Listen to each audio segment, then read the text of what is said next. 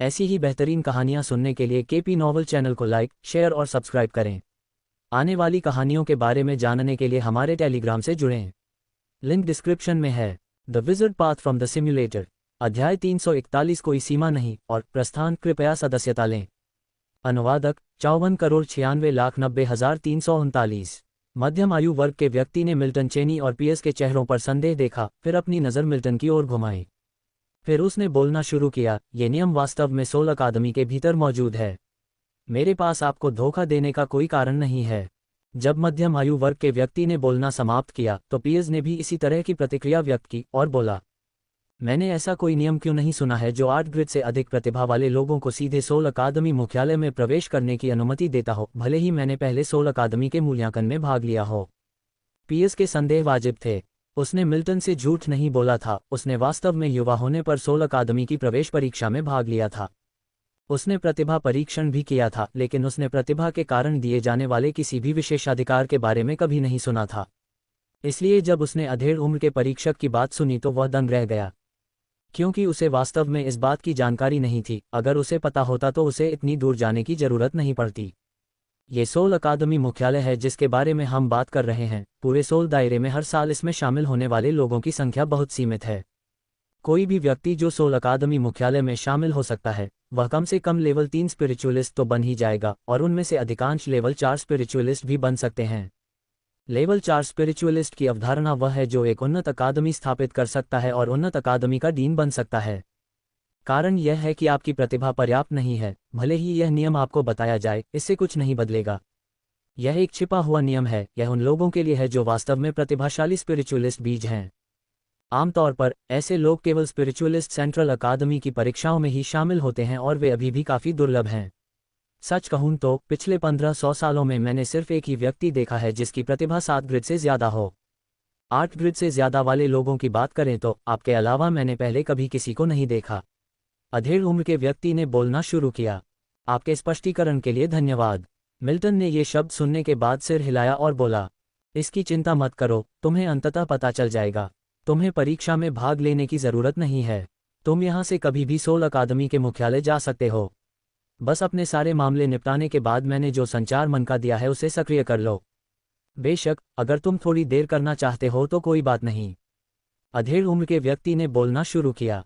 Milton ने अपनी समझ दिखाने के लिए सिर हिलाया। एक अप्रत्याशित आश्चर्य। ये वास्तव में एक अप्रत्याशित आश्चर्य था। हालांकि पिछले मिल्टन को पता था कि उसकी प्रतिभा कमज़ोर नहीं थी, लेकिन उसे उम्मीद नहीं थी कि प्रतिभा के 8.5 ग्रेड उसे सोल अकादमी मुख्य परिसर तक सीधे पहुंचने का विशेषाधिकार देंगे। यह मिल्टन के लिए पूरी तरह से अप्रत्याशित था, जो मूल रूप से केवल एक स्तर ऊपर जाने का इरादा रखता था, लेकिन वह एक ही बार में 10 स्तरों पर आगे बढ़ गया। मिल्टन ने शुरू में सोचा था कि उसे सोल अकादमी की शाखा से मुख्यालय तक जाने के लिए कई कठिनाइयों को पार करना होगा। शायद इसमें 10 साल लगेंगे या शायद 20 साल, लेकिन अब उसे और चिंता करने की ज़रूरत नहीं है, क्योंकि सोल अकादमी मुख्य परिसर की योग्यता पहले से ही उसके सामने है। सोल अकादमी की एक शाखा में शामिल होना और सीधे सोल अकादमी मुख्यालय में शामिल होना स्वाभाविक रूप से अलग है। मिल्टन यह नहीं भूला है कि इस पुनर्जन्म वाले सोल दायरे में उसका उद्देश्य सोल अकादमी मुख्यालय में शामिल होना था। अंतिम लक्ष्य सोल अकादमी मुख्यालय में वह स्वीकृत शासन है। जब तक मिल्टन सोल अकादमी के मुख्यालय में शामिल होता है, तब तक उसका पुनर्जन्म लक्ष्य का आधा हिस्सा पूरा हो जाएगा। शेष आधे को जल्दबाजी में पूरा नहीं किया जा सकता। मिल्टन को धीरे धीरे योजना बनाने की ज़रूरत है। सौभाग्य से मिल्टन में जिस चीज़ की सबसे कम कमी है वह है धैर्य। अनगिनत सिमुलेशन ने मिल्टन को बेहद धैर्यवान बना दिया है। जब तक उसका जीवन काल अनुमति देता है, वह अनिश्चित काल तक किसी अवसर की प्रतीक्षा कर सकता है। मिल्टन जैसे ही सोच रहा था, अधेड़ उम्र का आदमी फिर से बोला और मिल्टन की सोच स्वाभाविक रूप से बाधित हो गई। क्या आप अध्यात्मवादियों की प्रतिभा से पूरी तरह परिचित नहीं हैं? अधेड़ उम्र के आदमी ने संकोच से पूछा। उसने पाया कि जब मिल्टन चेनी ने खुद को 8.5 ग्रेड की प्रतिभा वाला घोषित किया तो उसने कोई गर्व या अहंकार नहीं दिखाया। इसके बजाय उसने बहुत उदासीनता दिखाई, जैसे कि इसे हल्के में लिया गया हो। दूसरी ओर वह एक स्तर 3 अध्यात्मवादी एक अध्यात्मवादी की तरह नहीं, बल्कि एक नौसिखिए की तरह व्यवहार कर रहा था। यहाँ तक कि मिल्टन के बगल में स्थित स्तर 2 के जादूगर ने भी ये सुनकर कोई आश्चर्य नहीं दिखाया कि मिल्टन के पास 8.5 ग्रेड की प्रतिभा है। इसलिए अधेड़ उम्र का आदमी यह घोषित कर सकता था कि मिल्टन को वास्तव में पता नहीं था कि उसकी प्रतिभा कितनी ऊंची है। अपनी बात समाप्त करने के बाद मिल्टन ने पीएस की ओर देखा। उसी समय पियर्स ने मिल्टन की ओर देखा, उसकी आंखों में थोड़ी शर्मिंदगी दिख रही थी। ऐसा लग रहा था कि वह इतने सालों तक मिल्टन को गुमराह करने के लिए माफी मांग रहा था। बेशक मिल्टन स्वाभाविक रूप से इस पर ध्यान नहीं देंगे। अगले ही पल मिल्टन ने पियर्स से अपनी नज़र हटाई और अधेड़ उम्र के आदमी की ओर देखा। प्रतिभा के 8.5 ग्रेड काफ़ी ऊंचे होने चाहिए। हालांकि सोल दायरे में सबसे बड़ी अकादमी होने के नाते सोल अकादमी में इस तरह की प्रतिभा वाले काफ़ी लोग होने चाहिए। मिल्टन ने बोलना शुरू किया। वह वास्तव में बहुत उदासीन था, बिना किसी गर्व या अहंकार के, क्योंकि आखिरकार यह उसकी पुनर्जन्म वाली दुनिया थी। अपनी 8.5 ग्रेड प्रतिभा के बारे में आत्मसंतुष्ट क्यों होना चाहिए? ऐसा नहीं है कि यह सर्वोच्च प्रतिभा थी। भले ही यह सर्वोच्च प्रतिभा थी, मिल्टन में कोई गर्व या अहंकार नहीं होगा। ऐसी भावनाएं उसे लंबे समय से नहीं थीं। मिल्टन ने सोचा कि यद्यपि उसकी 8.5 ग्रेड प्रतिभा उच्च थी, लेकिन यह विशेष रूप से उच्च नहीं लगती थी। आखिरकार इस प्रतिभा स्तर से ऊपर अभी भी 9 ग्रेड प्रतिभा थी। विजार्ड दायरे में प्रथम श्रेणी की प्रतिभा वाले जादूगर हर जगह थे, लेकिन उनमें से केवल कुछ ही स्तर 4 के जादूगर बन सकते थे। इसलिए प्रतिभा सब कुछ निर्धारित नहीं करती है। यदि किसी व्यक्ति के पास केवल प्रतिभा है और कोई ध्यान तकनीक या अवसर नहीं है, तो अंततः जादूगर बनना एक विलासिता होगी। अध्याय 342 200 कोई सीमा नहीं और प्रस्थान कृपया सदस्यता लें _2। अनुवादक 54,96,90,339। विजार्ड दायरे में निश्चित रूप से ऐसे लोग हैं जिनके पास अत्यधिक उच्च प्रतिभा है, लेकिन वे जादूगर भी नहीं बन पाए हैं और वे कम नहीं हैं। इसलिए प्रतिभा केवल एक कदम है। इसमें यह तथ्य भी जोड़ें कि विजार्ड दायरे में मिल्टन चेनी की वास्तविक प्रतिभा उच्च नहीं है, इसलिए स्वाभाविक रूप से वह प्रतिभा के बारे में बहुत अधिक परवाह नहीं करेगा। मिल्टन की बातें सुनकर अधेड़ उम्र के व्यक्ति ने एक कड़वी मुस्कान बिखेरी। ये बिल्कुल वैसा ही निकला जैसा उसने सोचा था। प्रतिभा के बारे में मिल्टन की समझ पूरी तरह से उसके अपने अनुमान पर आधारित थी। लेकिन यह आश्चर्य की बात नहीं है। किसी छोटे से स्थान से आए व्यक्ति के लिए इतना कम जानना सामान्य बात है। इसके अलावा आध्यात्मिक प्रतिभा को समझना वास्तव में आत्मा क्षेत्र में एक रहस्य है। यह आश्चर्य की बात नहीं है कि मिल्टन इसके बारे में नहीं जानते। एक बात तो आपने सही कही, वह ये कि 8.5 ग्रेड प्रतिभा वास्तव में उच्च है। लेकिन केवल उच्च नहीं, बहुत उच्च। मैं 300 साल पहले लेवल 3 आध्यात्मिकता में आगे बढ़ा। क्या आप जानते हैं कि मेरे पास कितने प्रतिभा ग्रेड हैं? अचानक विषय बदलते हुए अधेड़ उम्र के व्यक्ति ने मिल्टन से एक प्रश्न पूछा। मिल्टन ने एक पल सोचा और फिर शांत स्वर में कहा, 7 ग्रेड, 7.5 ग्रेड। मिल्टन ने अपने 2 उत्तर दिए। ये 2 सबसे उचित अनुमान थे। आखिरकार सोल अकादमी को प्रतिभा के 5 ग्रेड की आवश्यकता होती है। उसके सामने खड़ा मध्यम आयु वर्ग का व्यक्ति लेवल 3 विजार्ड तक की खेती करने में सक्षम था, इसलिए प्रतिभा के 7 ग्रेड सबसे अधिक संभावना थी। हालांकि जैसे ही मिल्टन ने बोलना समाप्त किया, मध्यम आयु वर्ग के व्यक्ति ने अपना सिर हिला दिया। अगले ही पल प्रतिभा स्तंभ उसके हाथ में दिखाई दिया। कुछ ही क्षणों बाद प्रतिभा स्तंभ पर 6 लाल बत्तियां दिखाई दीं। मेरे पास प्रतिभा के केवल 6 ग्रेड हैं। अध्यात्मवादियों में प्रतिभा में बहुत कम अंतर होता है, लेकिन एक प्रतिभा के स्तर से दूसरे प्रतिभा के स्तर में बहुत बड़ा अंतर होता है, मध्यम आयु वर्ग के व्यक्ति ने कहा। जब उसने ये वाक्य पूरा किया तो उसे चिंता हुई कि मिल्टन शायद समझ ना पाए। वह समझाने के लिए तैयार हो गया। हालांकि मिल्टन ने स्वाभाविक रूप से उसके शब्दों का अर्थ समझ लिया। हालांकि वह समझ गया कि मध्यम आयु वर्ग के व्यक्ति का क्या मतलब था, लेकिन उसने बीच में नहीं टोका, क्योंकि यह पुष्टि करना जरूरी था कि उसकी समझ उसके अनुमानों से मेल खाती है या नहीं। साथ ही मिल्टन को दूसरों को बीच में टोकने की आदत नहीं थी। सरल शब्दों में कहें तो अध्यात्मवादियों के लिए प्रतिभा लगभग एक जैसी होती है। अधिकांश लोगों में प्रतिभा के 4 ग्रेड होते हैं, जबकि 5 या 6 ग्रेड थोड़े कम होते हैं। 7 ग्रेड की प्रतिभा और भी दुर्लभ है, 8 ग्रेड अत्यंत दुर्लभ है और 9 ग्रेड की प्रतिभा लगभग न के बराबर है। लेकिन अध्यात्मवादी पर प्रतिभा में आधे ग्रेड के अंतर का भी प्रभाव बहुत महत्वपूर्ण है। मध्यम आयु वर्ग का व्यक्ति जोर से बोला। हालांकि यह जटिल लग रहा था, लेकिन इसे समझना बहुत आसान था। मिल्टन ने अपना सिर हिलाया, क्योंकि मध्यम आयु वर्ग के व्यक्ति ने जो कहा वह वही था जो उसने सोचा था। यदि 6 ग्रेड प्रतिभा की सीमा स्तर 4 आध्यात्मिक है, तो 8 और आधे ग्रेड प्रतिभा की सीमा असीमित है। या आप कह सकते हैं कि आत्मा क्षेत्र में किसी ने भी यह नहीं खोजा है कि 8 और आधे ग्रेड प्रतिभा की सीमा कहाँ है। दूसरे शब्दों में, चाहे आप किसी भी क्षेत्र में साधना करें, कोई अड़चन नहीं होगी। मध्यम आयु वर्ग के व्यक्ति ने कहना जारी रखा। उसकी आवाज में ईर्ष्या का स्पष्ट स्वर था।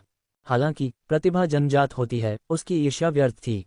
साथ ही सोल अकादमी मुख्य परिसर के लिए मिल्टन को उसकी 8 और आधे ग्रेड प्रतिभा के साथ भर्ती करके वह जो संसाधन कमा सकता था, वह उसे तब तक आपूर्ति करता रहेगा जब तक वह स्तर 4 आध्यात्मिक नहीं बन जाता।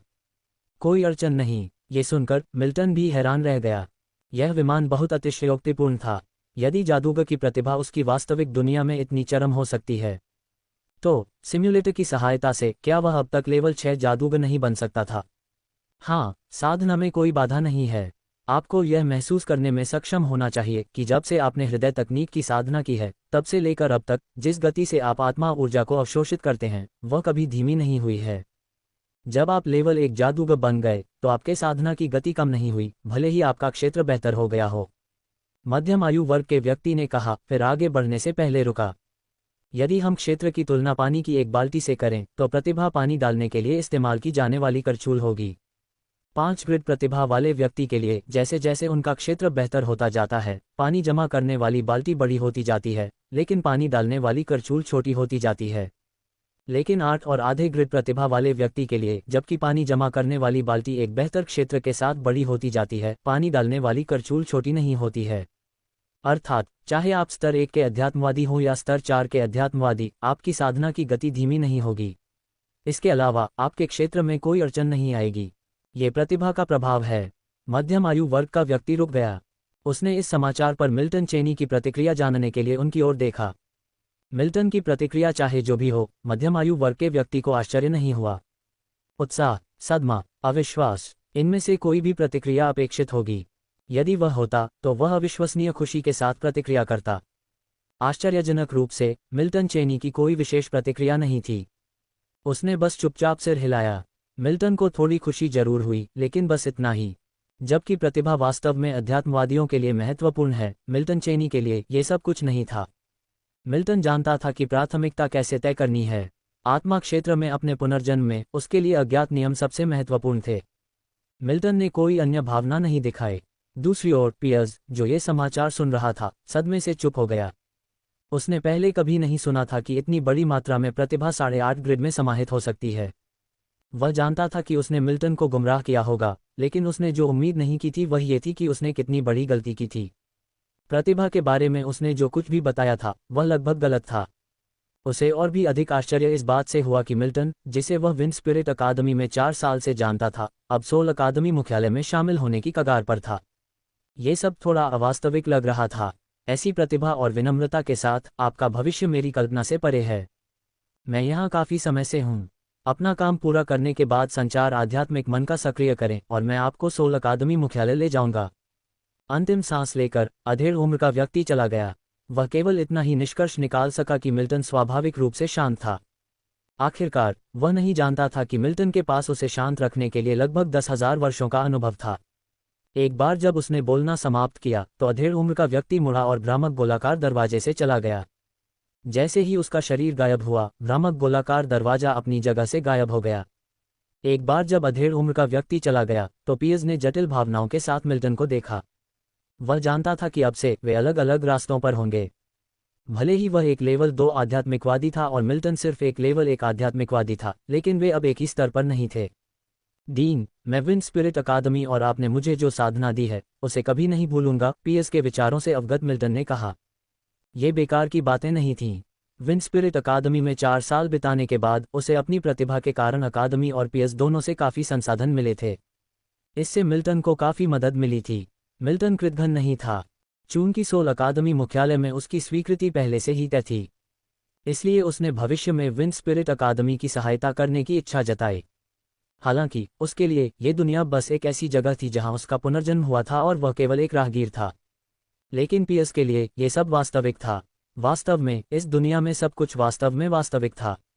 सिमुलेशन समाप्त होने के बाद भी मिल्टन इस दुनिया के इतिहास में अपनी छाप छोड़ जाएगा। इसलिए उसे भविष्य में विंड स्पिरिट अकादमी की मदद करने में कोई आपत्ति नहीं थी। मिल्टन के शब्दों को सुनकर पियर्स ने गंभीरता से सिर हिलाया। हालांकि उसे नहीं पता था कि मिल्टन अपनी बात पर कायम रहेगा या नहीं। बस उन शब्दों का होना ही काफी था। समय बीतता गया और आधा साल पलक झपकते ही बीत गया। मॉर्निंग ब्रीज क्षेत्र, ब्रीज टाउन। मिल्टन ने इस दुनिया में अपने माता पिता को अलविदा कहा, फिर अपने हाथ में संचार आध्यात्मिक मन का सक्रिय किया। लगभग तुरंत परिचित मध्यम आयु वर्ग का आदमी उसके सामने प्रकट हुआ। चलो चलते हैं। अध्याय 343 रेशियो 201 प्रकाश और अंधकार के नियम और आशा की एक किरण। कृपया सदस्यता लें। अनुवादक 54,96,90,339। सोल क्षेत्र, केंद्रीय मुख्य भूमि। सोल महाद्वीप में पूर्व, पश्चिम, दक्षिण और उत्तर के 4 महाद्वीपों के अलावा एक और अलग चालन मुख्य भूमि है, जो सोल क्षेत्र की केंद्रीय मुख्य भूमि है। इस स्थान को सच्चा सोल महाद्वीप भी माना जा सकता है। इस स्थान को अलग से क्यों विभाजित किया गया है, यहाँ तक कि पूर्व, पश्चिम, दक्षिण और उत्तरी महाद्वीपों से भी अलग? कारण सरल है, सोल अकादमी का मुख्यालय यहाँ स्थित है और इस समय सोल क्षेत्र में सोल अकादमी के भीतर मिल्टन चेनी एक ऊंचे मंच पर खड़े हैं, जहां से आप सोल अकादमी के आधे हिस्से को लगभग देख सकते हैं। बेशक यहाँ केवल मिल्टन चेनी ही नहीं खड़े हैं। मिल्टन चेनी के बगल में एक बूढ़ा आदमी खड़ा है जिसके बाल और दाढ़ी पूरी तरह से सफ़ेद हैं। बूढ़ा आदमी बहुत बूढ़ा लग रहा था, लेकिन उसकी आंखें अभी भी चमक रही थीं।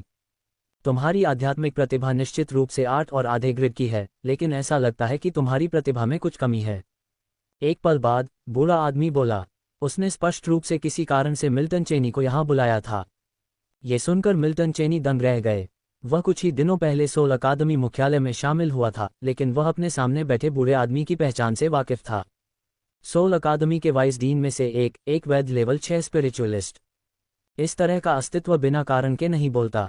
उसने जो कहा उसके पीछे कोई आधार होना चाहिए। मिल्टन चेनी अपने जीवन में पहली बार उस बूढ़े आदमी से मिले थे जो उनकी प्रतिभा में कुछ कमी के बारे में कह रहा था।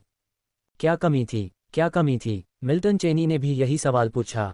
ये सुनकर बूढ़े व्यक्ति ने अपनी भौहों को थोड़ा सिकोड़ा, अपनी सफ़ेद दाढ़ी को सहलाया, फिर अपना सिर हिलाया।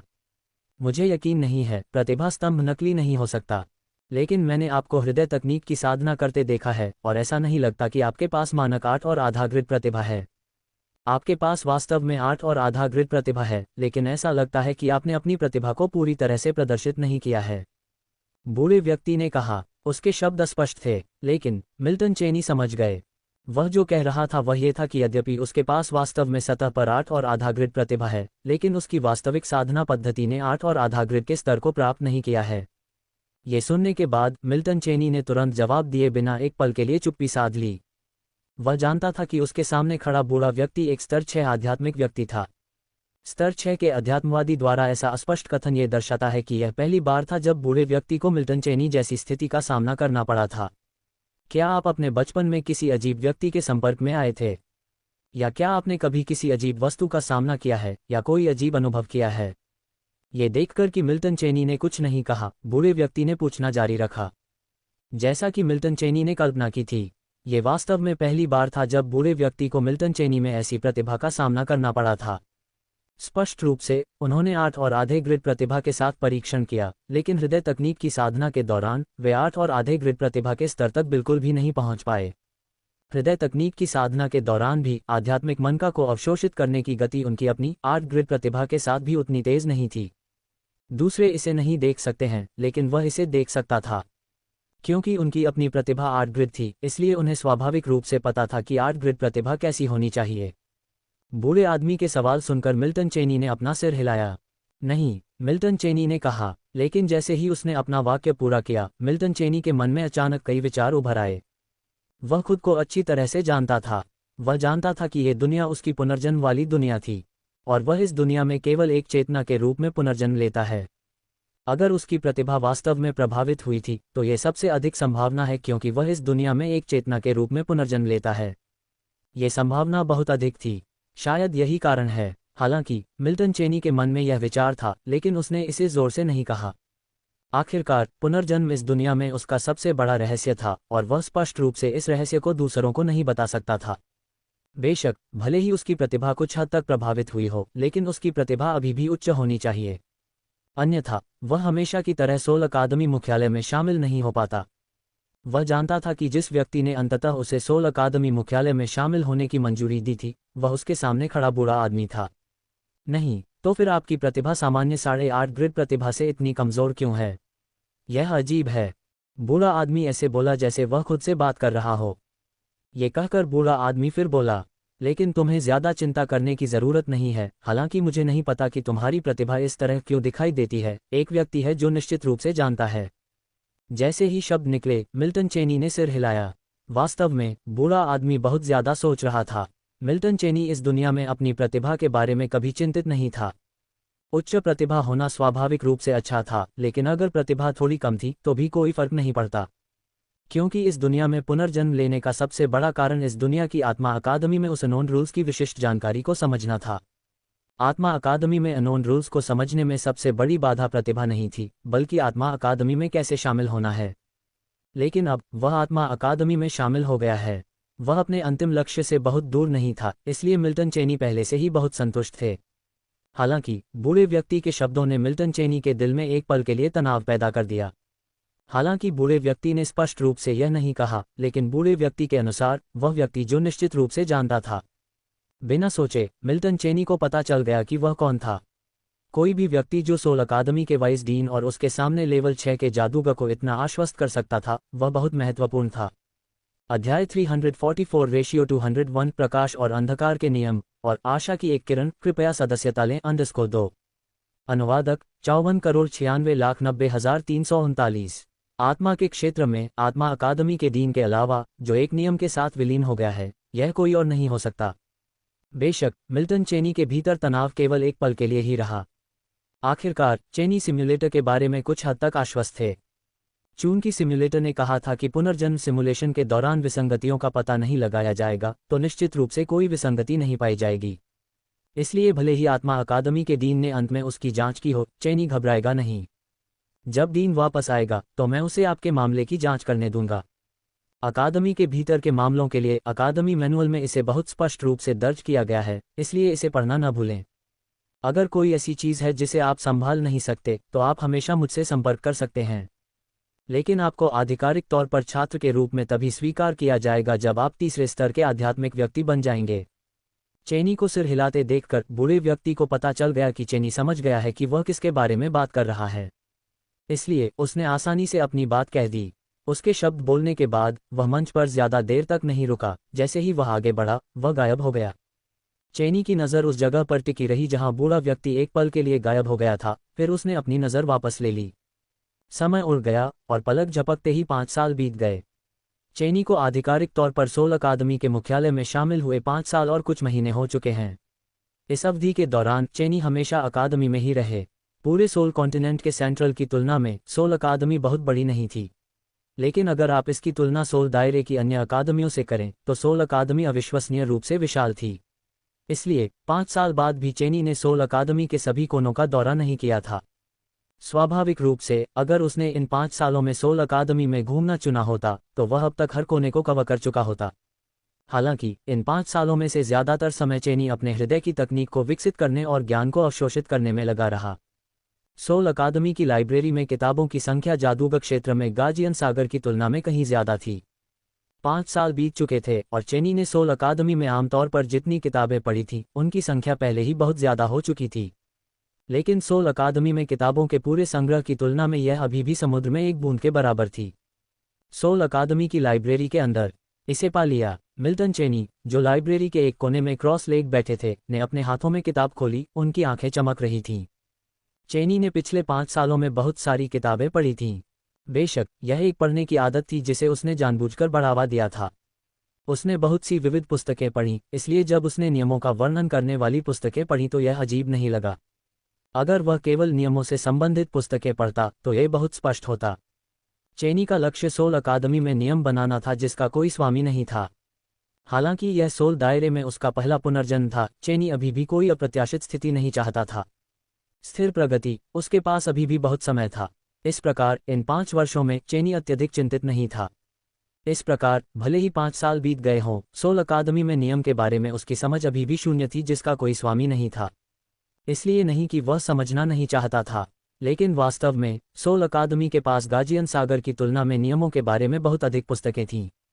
लेकिन उनमें से अधिकांश गाजियन सागर के संग्रह के साथ ओवरलैपिंग थीं। भले ही वे ओवरलैपिंग न हों, लेकिन वे चेनी के लिए बहुत उपयोगी नहीं थीं। आखिरकार चेनी जो समझना चाहते थे वह सिर्फ नियम नहीं थे, बल्कि सोल अकादमी के अंदर का नियम था। चेनी को नहीं पता था कि सोल अकादमी में इस नियम से जुड़ी जानकारी लाइब्रेरी में दिखाई देगी या नहीं। हाँ, उसे नहीं पता था, लेकिन अगर ऐसा होता तो बेहतर होता। अगर ऐसा नहीं होता तो चेनी उसे मजबूर नहीं करते। आखिरकार उनके पास अभी भी बहुत समय था। चेनी दूसरी चीज़ों के बारे में निश्चित नहीं हो सकते थे, लेकिन अपनी प्रतिभा के साथ तीसरे स्तर के अध्यात्मवादी की साधना प्राप्त करना और कई हजार साल तक जीना आसान काम होगा। उन्हें विश्वास नहीं था कि वे कई हजार सालों में बिना गुरु के नियम को नहीं समझ सकते। आखिरकार उनका लक्ष्य बहुत बड़ा नहीं था। उन्हें इस दुनिया की सोल अकादमी में बिना गुरु के नियम के साथ विलय करने की जरूरत नहीं थी। और सोल अकादमी के अंदर के नियम को विलय किया जा सकता है या नहीं, यह अभी भी चेनी के लिए एक सवाल था। ये सब सिर्फ चेनी की अटकलें थीं। बेशक अपने अनुमानों में से एक को सत्यापित करने के लिए एक पुनर्जन्म सिमुलेशन का उपयोग करना कम से कम चेनी के लिए बिल्कुल इसके लायक था। लेकिन अब उसे वास्तव में नियम से संबंधित एक पुस्तक मिली जिसका सोल अकादमी में कोई मास्टर नहीं था। ये वास्तव में एक अप्रत्याशित खुशी थी। मिल्टन चेनी ने अपने हाथों में पुस्तक में पाठ का ध्यानपूर्वक अध्ययन किया। एक पल के बाद मिल्टन ने अपनी भौहों को थोड़ा सिकोड़ा, लेकिन पुस्तक के पन्नों को पलटते हुए उसका हाथ बंद नहीं हुआ। एक एक करके पन्ने पलटता रहा। ऐसा लगता है कि विलियम ने आखिरकार मुझसे कुछ जानकारी छिपाई, मिल्टन ने पुस्तक के पन्नों पर पाठ पढ़ते हुए खुद से कहा। यह सच था कि जुड़वां नियम मौजूद थे, लेकिन ऐसा नहीं था कि एक बार एक नियम को मिला दिया जाए तो दूसरा विलय नहीं हो सकता। पुस्तक में जो लिखा गया था वह विलियम ने उसे जो बताया था उससे अलग था। अगर मिल्टन को चुनना होता कि किस पर विश्वास करना है तो वह निश्चित रूप से पुस्तक में लिखी बातों पर विश्वास करता। हालांकि विलियम ने एक बात सही कही, जुड़वां नियम केवल एक व्यक्ति के विलय के लिए नहीं थे। लेकिन ट्विन रूल्स में से एक के विलय के बाद दूसरा रूल निष्क्रिय अवस्था में चला जाता था। जागृति के बाद ही इसे फिर से सुचारू रूप से विलय किया जा सकता था, और निष्क्रिय अवस्था में रूल को जागृत करना बेहद मुश्किल था। ये कितना मुश्किल था इसका वर्णन पुस्तक में नहीं किया गया था। मिल्टन पन्ने पलटना जारी रखना चाहता था, लेकिन पाया कि पीछे कोई नई सामग्री नहीं थी। प्रकाश और अंधकार नियम। मिल्टन ने अपने हाथों में किताब बंद करते हुए सोचा। उसे अभी अभी सोल अकादमी में इन जुड़वां नियमों के नाम पता चले। प्रकाश नियम और अंधकार नियम। असली जुड़वां नियम। सोल अकादमी के भीतर प्रकाश नियम को सोल अकादमी के किसी भी डीन द्वारा विलय किया जाएगा जो इसे देखेगा। नियम वास्तव में विरासत में मिल सकते हैं, लेकिन प्रकाश नियम के विलय के बाद अंधकार नियम शांत हो जाएगा। दूसरे शब्दों में, सोल अकादमी की वर्तमान स्थिति में अंधकार नियम निष्क्रिय है। इस बात को लेकर कि यह अज्ञात नियम कहाँ निष्क्रिय हो गया, इसे कैसे जगाया जाए और इसके साथ कैसे विलय किया जाए, मिल्टन पूरी तरह से अनभिज्ञ था। वर्तमान में वह केवल इतना जानता था कि आत्मा अकादमी के स्वामित्व वाला जुड़वां नियम प्रकाश और अंधकार नियम था। वास्तव में प्रकाश और अंधकार नियम यहाँ केवल जुड़वां नियम नहीं थे। अनगिनत अन्य जुड़वां नियम भी थे जिनकी कोई ऊपरी सीमा नहीं थी। उदाहरण के लिए उनमें से सबसे मजबूत जीवन और मृत्यु नियम, जीवन नियम और मृत्यु नियम। मिल्टन को नहीं पता था कि जीवन और मृत्यु के नियम कितने अतिरंजित हो सकते हैं, लेकिन इस समय वह ऐसे शीर्ष स्तरीय नियमों की आशा नहीं कर सकता था। वह नियम जिसे आत्मा अकादमी का डीन विलय करने में सक्षम था। इसका मतलब था कि मिल्टन अब केवल डार्क रूल पर ही अपनी नज़र रख सकता था, क्योंकि कम से कम इस नियम के लिए आशा तो थी। जहां तक लाइट रूल की बात है, वह बाद में केवल धीरे धीरे इस पर नज़र डाल सकता था। आखिर इन दो नियमों के नाम जानने के अलावा वह उनके बारे में लगभग कुछ भी नहीं जानता था। लेकिन मिल्टन पहले से ही बहुत संतुष्ट था। कम से कम अब उसका लक्ष्य स्पष्ट था। वह अब अंधेरे में नहीं था। लाइट रूल को विरासत में पाना लगभग असंभव है। वास्तव में मैं पहले से ही गार्जियंसी का सदस्य हूं, कोई अवसर नहीं है। इसके अलावा अगर कोई अवसर है भी तो सोल अकेडमी का डीन बनना असंभव है। मिल्टन के मन में कई तरह के विचार उठे और उसने गहनता से सोचा। हालांकि वास्तव में उसके लिए लाइट रूल के साथ विलय की कोई संभावना नहीं है, लेकिन क्या उसके लिए डार्क रूल पाने का कोई मौका है? ऐसा लग रहा था कि उम्मीद अभी भी बड़ी नहीं थी, कम से कम अभी के लिए तो नहीं। भविष्य में क्या होगा ये कौन बता सकता है? एक पल सोचने के बाद मिल्टन ने आखिरकार लाइट रूल को विरासत में पाने का विचार छोड़ दिया। पुनर्जन्म सिमुलेशन में भी इस बार भी उसके पास 8.5 ग्रिड की प्रतिभा थी, लेकिन उम्मीद अभी भी कम थी। अन्य बातों का उल्लेख नहीं करना, केवल गार्जियन सागर के डीन के उत्तराधिकारी के लिए सीट, उसके लिए यह असंभव था कि उसकी बारी आए। इसलिए वह अब केवल डार्क रूल पर ध्यान केंद्रित कर सकता था। हालांकि यह भी बहुत मुश्किल था, जब तक कि कुछ उम्मीद थी, लाइट रूल के विपरीत, जो बिल्कुल एक असाधारण उम्मीद थी। अभी भी समय था। मिल्टन जल्दी में नहीं था। किताब को वापस शेल्फ पर रखते हुए मिल्टन लाइब्रेरी से बाहर निकल गया। अध्याय 345, 202, आध्यात्मिक कानून और 20 साल बाद कृपया सदस्यता लें। अनुवादक 54,96,90,339। सोल अकेडमी, सन टॉवर। कमरे के अंदर मिल्टन चेनी ने हॉट टेक्निक का अभ्यास करना बंद कर दिया। उसके सामने तैरते हुए आध्यात्मिक मनके को मिल्टन ने अपने स्थानिक रिंग में वापस इकट्ठा किया। स्तर 2, आध्यात्मिकवादी। अपने शरीर के भीतर आध्यात्मिक शक्ति को महसूस करते हुए मिल्टन ने मन ही मन सोचा, स्तर एक आध्यात्मिकवादी बनने के बाद हालांकि और तकनीक की उनकी साधना की गति धीमी नहीं हुई। फिर भी मिल्टन को स्तर एक आध्यात्मिकवादी से स्तर 2 आध्यात्मिकवादी बनने में 1 दर्जन साल लग गए। यह इस दुनिया में आध्यात्मिकवादी पद पर उनकी उच्च प्रतिभा के कारण था।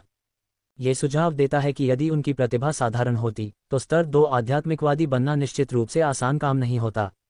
आखिरकार सैकड़ों वर्षों से और तकनीक का अभ्यास करने के बावजूद विन स्पिरिट अकादमी के डीन केवल स्तर 2 आध्यात्मिकवादी हैं। और मिल्टन, उन्होंने अभी 1 दर्जन से अधिक वर्ष बिताए हैं। ये बिना कहे ही स्पष्ट है कि आत्मा क्षेत्र में आध्यात्मिकवादी पद का अभ्यास करने के लिए प्रतिभा अत्यंत महत्वपूर्ण है। स्तर 2 आध्यात्मिकवादी बनकर आध्यात्मिक कानून का अभ्यास भी सही रास्ते पर लाया जा सकता है। अपने शरीर में परिवर्तन महसूस करते हुए मिल्टन के मन में कुछ विचार आए। आत्मा क्षेत्र में आध्यात्मिक पथ, जादूगर क्षेत्र में जादूगर पथ की तरह आध्यात्मिक शक्ति का अभ्यास करना शामिल है। हालांकि दोनों के बीच बुनियादी अंतर हैं। उदाहरण के लिए आध्यात्मिक पद जादूगर पद की तरह लड़ाई की तकनीकों में उतना अच्छा नहीं है, यानी ताकत में कुछ यहाँ तक कि बहुत बड़ा अंतर हो सकता है।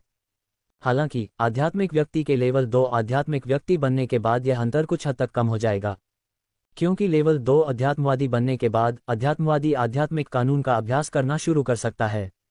हालांकि लेवल 2 अध्यात्मवादी द्वारा अभ्यास किए जा सकने वाले ज्यादातर आध्यात्मिक कानून सहायक कानून हैं, लेकिन कई युद्ध कानून भी हैं।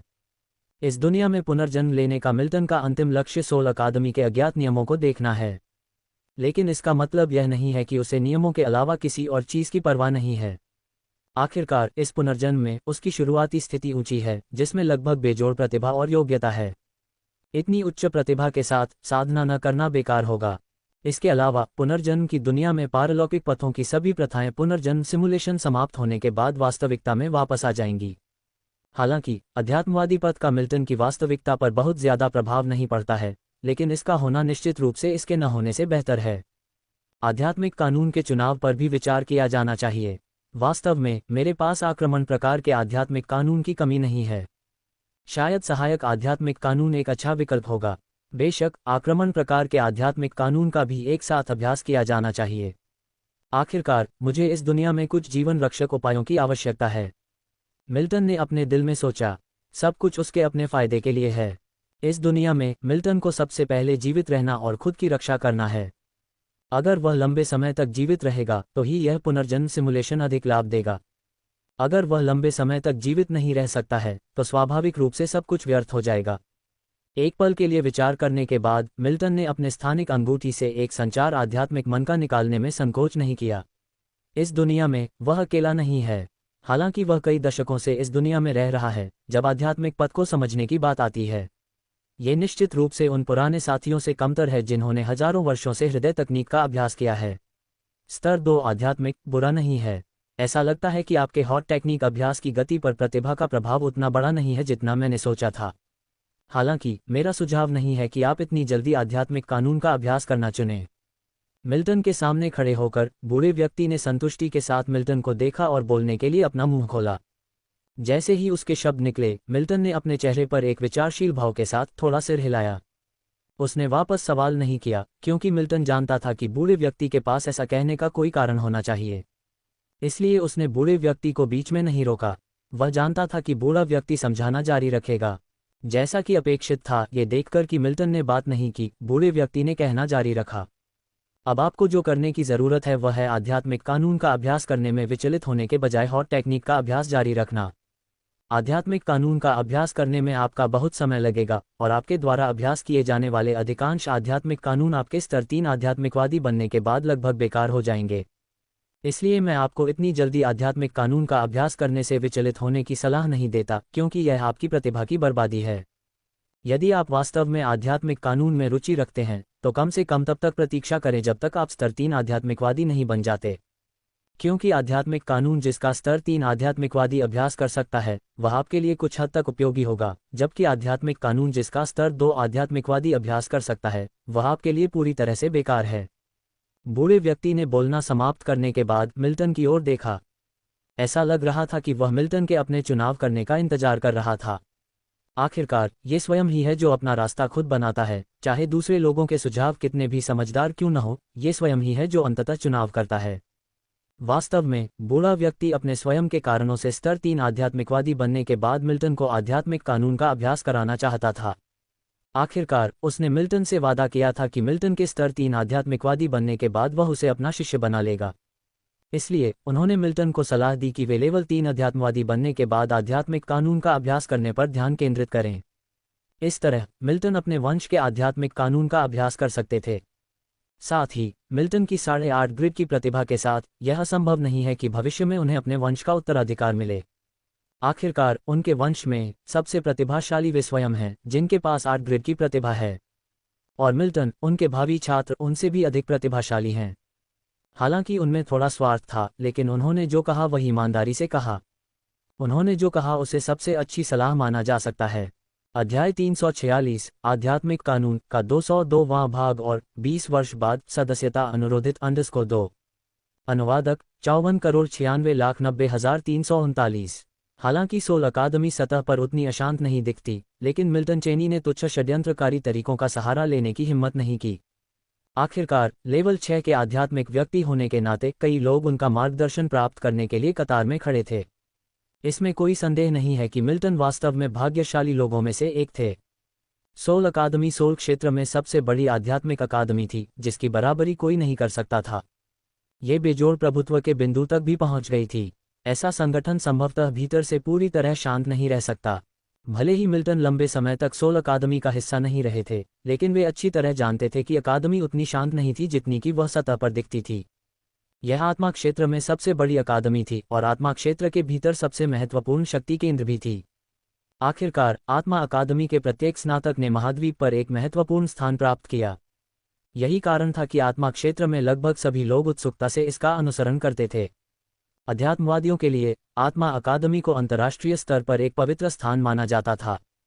यहाँ तक कि विभिन्न क्षेत्रों में शाखा अकादमियां भी हर साल अनगिनत व्यक्तियों को आकर्षित करती थीं। मिल्टन को यकीन था कि इस पुनर्जन्म अनुकरण में उनका शुरुआती बिंदु उच्च था और उन्होंने अपनी अपेक्षाओं को काफी हद तक पार कर लिया था। कुछ देर तक विचार करने के बाद मिल्टन ने सिर हिलाया और अपना मुंह खोला। मैं समझता हूँ डीन, मैं इस पर गंभीरता से विचार करूंगा। मिल्टन के शब्दों को सुनकर बूढ़े व्यक्ति ने स्वीकृति की एक गुरगुराहट दी, इससे पहले कि उसका चेहरा टिमटिमाता हुआ उस स्थान से गायब हो जाता। उसने स्वाभाविक रूप से मिल्टन के शब्दों का अर्थ समझ लिया। चूंकि मिल्टन ने ऐसा कहा था, इसका मतलब था कि उसने स्तर 3 अध्यात्मवादी बनने के बाद अपनी आध्यात्मिक कानून साधना जारी रखने का फैसला किया था। ये सबसे समझदारी भरा विकल्प था। इतनी उच्च योग्यता को देखते हुए मुख्य ध्यान अभी भी हृदय तकनीक पर होना चाहिए। आध्यात्मिक नियम की साधना हर समय की जा सकती है। बूढ़े व्यक्ति के हृदय में स्तर 3 का आध्यात्मिक व्यक्ति भी कुछ हद तक समय से पहले था। स्तर 4 का आध्यात्मिक व्यक्ति बनने के बाद भी आध्यात्मिक नियम साधना शुरू करना देर से नहीं माना जाएगा। आखिरकार उसने स्तर 4 का आध्यात्मिक व्यक्ति बनने के बाद ही आध्यात्मिक नियमों का अभ्यास करना शुरू किया था।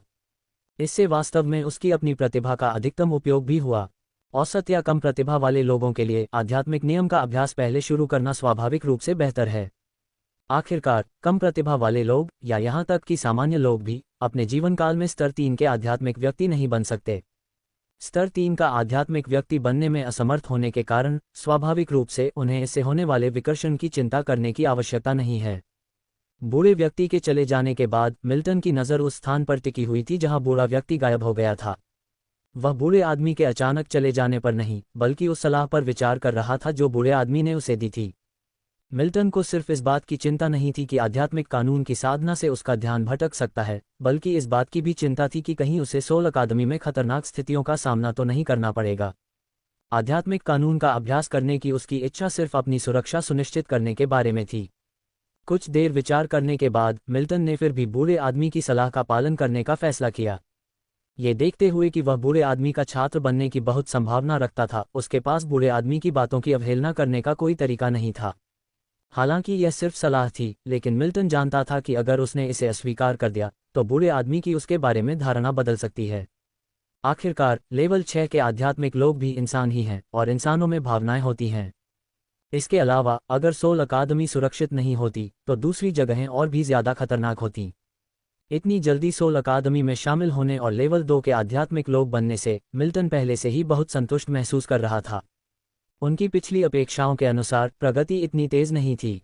चून की आध्यात्मिक कानून का अभ्यास करने से पहले लेवल 3 आध्यात्मिकवादी बनना उन पर कोई असर नहीं डालता, इसलिए 100 साल से ज्यादा इंतजार करना मिल्टन के धैर्य से बाहर नहीं है। लेवल 2 आध्यात्मिकवादी बनने के बाद उनका जीवनकाल कम से कम 800 साल था। मिल्टन के लिए कुछ दशक या 100 साल भी लंबे समय की तरह नहीं लगे। अगर मिल्टन के सभी नकली अनुभवों को ध्यान में रखा जाए तो मिल्टन 10,000 साल से ज्यादा जी चुके थे। मिल्टन की 10,000 साल की यात्रा की तुलना में एक सदी महत्वहीन थी।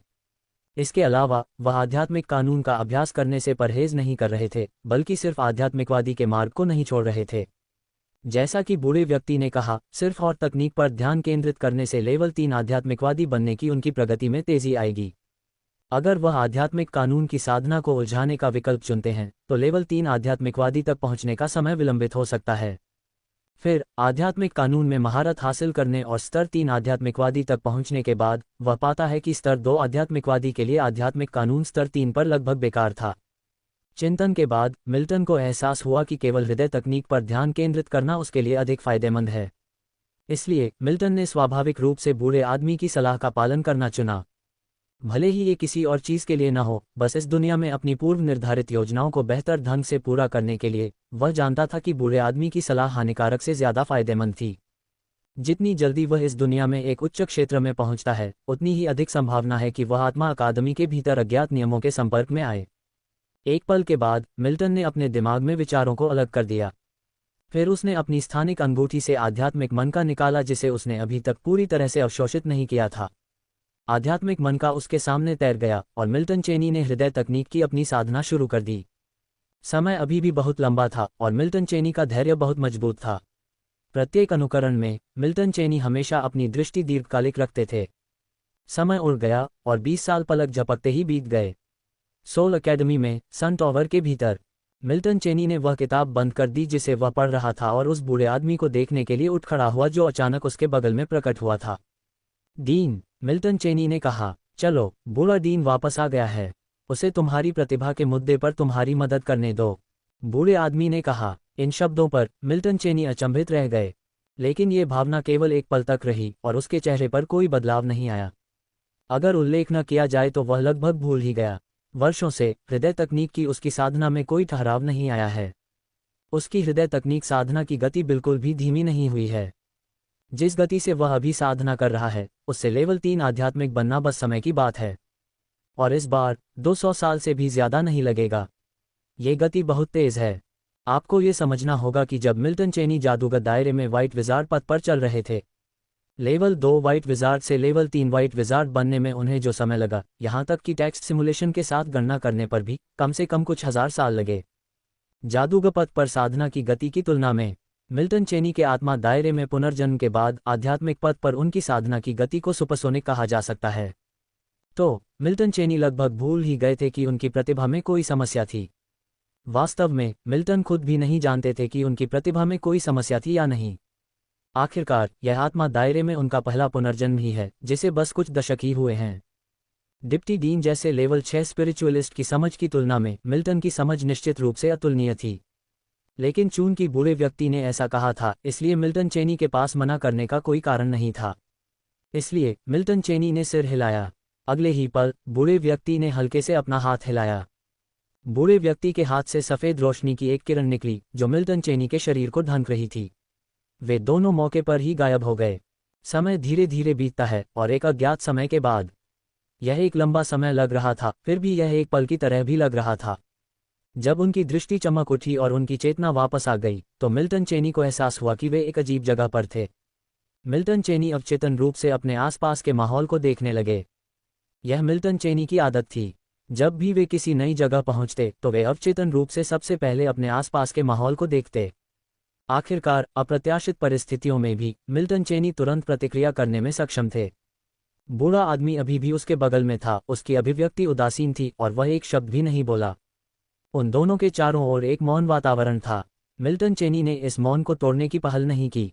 एक क्षण बाद मिल्टन चेनी के सामने सफेद रोशनी की एक किरण चमक उठी। एक आकृति अचानक उसके सामने प्रकट हुई। जब आकृति पूरी तरह से प्रकट हुई तो मिल्टन चेनी अचंभित रह गए और सहज रूप से अपने बगल में बैठे बूढ़े आदमी की ओर देखने लगे, क्योंकि जो बूढ़ा आदमी अचानक उनके सामने आया उसका रूप डिप्टी डीन जैसा ही था। इतना समान कि मिल्टन चेनी भी कोई अंतर नहीं बता सके। मिल्टन चेनी का आश्चर्य केवल एक पल तक ही रहा, क्योंकि उन्होंने जल्दी से खुद को संभाला। उन्होंने अपने मन में विचारों को दबा दिया। केवल जुड़वां भाई, यह इतना आश्चर्यजनक नहीं लग रहा था। अध्याय 347 रेशियो 203 डार्क बॉडी और अचानक ज्ञान प्राप्त, कृपया सदस्यता लें। अनुवादक 54,96,90,339। मिल्टन चेनी ने कुछ नहीं कहा, शांत भाव से वहीं खड़े रहे। अपने बगल में बैठे बूढ़े व्यक्ति की ओर अवचेतन रूप से देखने के बाद मिल्टन ने कोई अनावश्यक हरकत नहीं की। वास्तव में उस संक्षिप्त क्षण में उनके मन में विचारों की बाढ़ आ गई थी। हालांकि ये विचार उनके मन से जल्दी ही निकल गए। आप मलिन होंगे, मुझे लगता है कि एक अच्छे नौजवान हैं। मिल्टन के सामने बैठे बूढ़े व्यक्ति की आंखों में एक चमक थी जो मिल्टन को पूरी तरह से समझ रही थी। मुझे अपना परिचय देने की अनुमति दें। मैं आपके बगल में बैठे बूढ़े व्यक्ति द्वारा संदर्भित ओल्ड डीन हूँ, कार्ल लेन। और आपके बगल में बैठा बूढ़ा व्यक्ति, वह मेरा छोटा भाई डोल लेन है। कार्ल के बोलने के बाद मिल्टन ने औपचारिक रूप से कहा, ओल्ड डीन, धन्यवाद। लेवल 7 का आध्यात्मिक व्यक्ति निश्चित रूप से मिल्टन के गहरे सम्मान का पात्र था। मिल्टन की बातें सुनकर कार्ल ने हल्के से ठहाका लगाया और कहा, कोई परेशानी नहीं है। ऐसा कहते ही उसके हाथ की हरकत से उसकी हथेली में एक लाल पारदर्शी गोला दिखाई दिया। ऐसा लग रहा था कि लाल गोले के भीतर कोई तरल पदार्थ हिल रहा है। अपना हाथ इस पर रखें और अपनी आध्यात्मिक शक्ति इसमें भर दें, कार्ल ने कहा। बिना किसी हिचकिचाहट के मिल्टन ने अपना हाथ लाल गोले पर रख दिया, जो कार्ल के बोलते ही उसके सामने पहले से ही मंडरा रहा था। मिल्टन को यह नहीं पता था कि उसके सामने वाला गोला क्या है। हालांकि उसने अनुमान लगाया कि यह प्रतिभा स्तंभ जैसा ही होना चाहिए, जो प्रतिभाओं का पता लगाता है, केवल उच्च स्तर पर। अगले ही पल मिल्टन ने अपने शरीर के भीतर की आध्यात्मिक शक्ति को अपने सामने वाले गोले में भर दिया। मिल्टन ने जो कल्पना की थी उसके विपरीत, आध्यात्मिक शक्ति के संचार के बाद लाल गोले में कोई बदलाव नहीं दिखा, जैसा कि पहले था। ये देखकर कार्ल को आश्चर्य नहीं हुआ। इसके बजाय उसने डोल की ओर देखा और पूछा, क्या तुमने व्यक्तिगत रूप से बच्चे की प्रतिभा का परीक्षण किया? डोल ने सिर हिलाया। बेशक, ये वही था जिसने व्यक्तिगत रूप से मिल्टन की प्रतिभा का परीक्षण किया था। अन्यथा वह मिल्टन की प्रतिभा और सामान्य प्रतिभा के बीच अंतर नहीं खोज पाता। ऐसा लग रहा था कि कार्ल अपने भाई को अच्छी तरह जानता था। अगर तुम होते तो ये सामान्य बात होती, बच्चे की प्रतिभा में कोई समस्या नहीं है।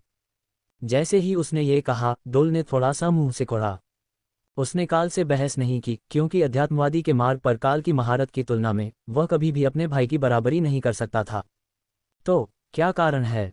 कार्ल ने डोल के सवाल का जवाब नहीं दिया, बल्कि अपना ध्यान वापस मिल्टन की ओर मोड़ दिया। तुम्हारी मुख्य चेतना पूरी नहीं है। कार्ल ने मिल्टन की ओर देखा और धीरे से कहा। ये शब्द सुनकर हालांकि मिल्टन के हाव भाव में कोई बदलाव नहीं आया, लेकिन एक पल के लिए उसका दिल दहल गया। एक पल के लिए मिल्टन को लगा कि पुनर्जन्म लेने वाले व्यक्ति के रूप में उसकी पहचान का पता लगने वाला है। मिल्टन ने जल्दी से अपनी भौहें सिकुड़ी और भ्रम का दिखावा किया, मानो उसे पता ही न हो कि कार्ल किस बारे में बात कर रहा है। हालांकि अगले ही पल मिल्टन को राहत की अनुभूति हुई, क्योंकि लेवल 7 के अध्यात्मवादी कार्ल को भी पुनर्जन्म लेने वाले व्यक्ति के रूप में अपनी पहचान के बारे में पता नहीं चला। क्या आपको कभी कभी ऐसा लगता है कि आपका शरीर आपका नहीं है, जैसे कोई आपके शरीर पर नियंत्रण के लिए आपसे कुश्ती कर रहा हो? ये देखकर कि मिल्टन ने कुछ नहीं कहा, कार्ल ने पूछा। ये सुनकर मिल्टन के बगल में खड़े डोल ने भी मिल्टन की ओर देखा, मानो उसे कुछ याद आ गया हो। हालांकि उसकी भौहें थोड़ी ढीली हो गईं, क्योंकि दशकों बाद भी डोल ये बताने में सक्षम था कि मिल्टन एक पूर्ण व्यक्ति था या नहीं। आखिरकार एक स्तर 6 आध्यात्मिक व्यक्ति के रूप में अगर वह ये भी नहीं समझ पाता, तो वह अपनी साधना में इतने ऊंचे क्षेत्र तक नहीं पहुंच पाता। डोल के आराम करने का कारण यह था कि उसका भाई आखिरकार एक बार गलत साबित हुआ। मुझे ऐसा कभी नहीं लगा, मिल्टन ने कहा। एक पल के लिए उसने कार्ल के शब्दों के साथ खेलने के बारे में सोचा था। हालांकि उसने अंततः इस विचार को खारिज कर दिया। आखिरकार झूठ बोलना आसान था, लेकिन उस झूठ को विश्वसनीय बनाना आसान काम नहीं था। इसलिए मिल्टन ने आखिरकार सच बोलना चुना। जब तक उसके सामने पुराना डीन उसके पुनर्जन्म वाले व्यक्ति के रूप में उसकी पहचान के बारे में पता नहीं लगा पाता, तब तक बाकी सब ठीक था। उसका सबसे बड़ा रहस्य सिम्युलेटर था, और मिल्टन के ज्ञान के अनुसार पुनर्जन्म एक ऐसी चीज थी जिसे लेवल 7 का जादूगर भी नहीं कर सकता था। सच में, मिल्टन के शब्दों को सुनकर कार्ल ने अपनी सफ़ेद दाढ़ी को सहलाया और खुद से बुदबुदाया। वह सोच रहा था कि क्या इस घटना की कोई और संभावना भी थी। क्या यह एक डार्क बॉडी होगी? क्या तुम्हें कोई आपत्ति है अगर मैं तुम्हारे शरीर की जांच करने के लिए अपनी आध्यात्मिक शक्ति का उपयोग करूं? निश्चिंत रहो, मैं तुम्हारी याददाश्त या चेतना की जांच नहीं करूंगा। काल ने कहा। इस समय मिल्टन वास्तव में झिझक रहा था। उसे बाकी सब कुछ ठीक लग रहा था, लेकिन इस तथ्य ने कि उसके शरीर की जांच की जाएगी उसे थोड़ा चिंतित कर दिया। हालांकि काल ने कहा था कि वह उसकी याददाश्त या चेतना की जांच नहीं करेगा, भले ही वह ऐसा करे, मिल्टन विरोध नहीं कर सकता था। आखिरकार वह केवल लेवल 2 का आध्यात्मिक व्यक्ति था, लेवल 7 के आध्यात्मिक व्यक्ति से बहुत नीचे। हालांकि थोड़ी देर झिझकने के बाद मिल्टन सहमत हो गया। आखिरकार अगर उसने इस बिंदु पर मना कर दिया तो क्या यह उसे संदिग्ध नहीं दिखाएगा? झिझकना सामान्य बात थी, लेकिन झिझकने के बाद मना कर देना सामान्य बात नहीं थी। आखिरकार ओल्ड डीन वर्तमान में उसकी प्रतिभा में समस्या की जांच करने में उसकी मदद कर रहा था। अगर मिल्टन मना कर देता है तो यह निश्चित रूप से संदेह पैदा करेगा। मिल्टन केवल यह उम्मीद कर सकता है कि काल उसके कहे अनुसार ही करेगा और उसकी स्मृति या चेतना की जांच नहीं करेगा। अन्यथा वह इस बार बहुत अच्छी तरह से फंस सकता है। अध्याय 348 रेशियो 203 डार्क बॉडी और अचानक प्रबुद्ध, कृपया सदस्यता लें _2। अनुवादक 54,96,90,339। बेशक मिल्टन चेनी को यह नहीं पता था कि भले ही काल ने उसकी याददाश्त को बहुत जल्दी छू लिया हो, लेकिन उसे थोड़ी सी भी विसंगति नजर नहीं आएगी, क्योंकि सिम्युलेटर था। धन्यवाद डीन, मिल्टन चेनी ने धीरे से कहा। अगले ही पल काल ने अपना हाथ हिलाया और उसके हाथ से सफ़ेद रोशनी की एक किरण मिल्टन चेनी की ओर उड़ी, फिर मिल्टन चेनी के शरीर में विलीन हो गई। बस एक पल के लिए ये सफ़ेद रोशनी मिल्टन चेनी से उड़ी और काल के शरीर में वापस उड़ गई। मिल्टन चेनी को थोड़ी सी भी असुविधा महसूस नहीं हुई। जिस क्षण से सफ़ेद रोशनी मिल्टन चेनी के शरीर में प्रवेश करती है, जब तक कि वह उसके शरीर से बाहर नहीं निकल जाती, ये बस एक पल था।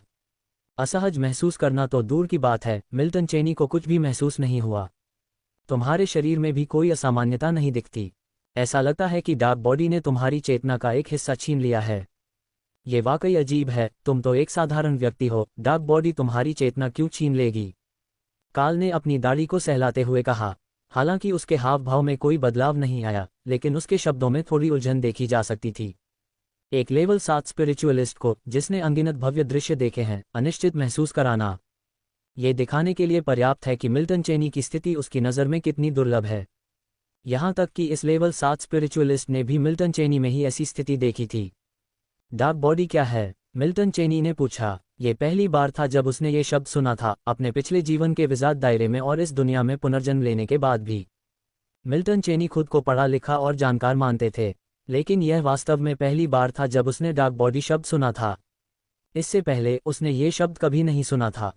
मिल्टन चेनी के शब्दों के बाद काल ने कुछ नहीं कहा, लेकिन डोल, जो पहले चुप था, बोला। आप डार्क बॉडी को विश्व चेतना के छाया पक्ष के रूप में समझ सकते हैं। हर किसी के शरीर में एक डार्क बॉडी होती है, लेकिन ये लगभग कभी किसी व्यक्ति को प्रभावित नहीं करती है। जब तक विश्व चेतना आपको एक अस्थिर कारक नहीं मानती, डार्क बॉडी आपके शरीर को प्रभावित करेगी। आपकी स्थिति पहली बार है, डोल ने कहा। आप उसकी आवाज़ में अनिश्चितता का संकेत सुन सकते थे। ऐसा लग रहा था कि मिल्टन चेनी में उत्पन्न इस स्थिति के बारे में उसे भी कुछ गलतफहमी थी। मिल्टन चेनी, एक स्तर 2 आध्यात्मिकवादी, ने एक स्तर 6 आध्यात्मिकवादी और स्तर 7 आध्यात्मिकवादी दोनों को एक ही समय में हैरान कर दिया। विश्व चेतना का छाया पक्ष, एक अस्थिर कारक, क्या वह बिल्कुल वैसा ही नहीं है? डोल की व्याख्या सुनकर मिल्टन चेनी काल की बात से लगभग सहमत हो गए। आखिरकार इस दुनिया के लिए मिल्टन चेनी वास्तव में एक अस्थिर कारक है, क्योंकि उन्होंने सिम्युलेटर पर भरोसा करके इस दुनिया में पुनर्जन्म लिया। क्या ये काल द्वारा कही गई बात के बिल्कुल अनुरूप नहीं था, एक अस्थिर कारक? लेकिन दूसरे विचार पर मिल्टन चेनी को पता था कि उन्होंने गलत समझा था। शायद उनकी चेतना वास्तव में पूरी नहीं है, लेकिन ऐसा किसी अंधेरे पक्ष के कारण नहीं है, बल्कि इसलिए है क्योंकि उनकी मूल चेतना पूरी नहीं थी।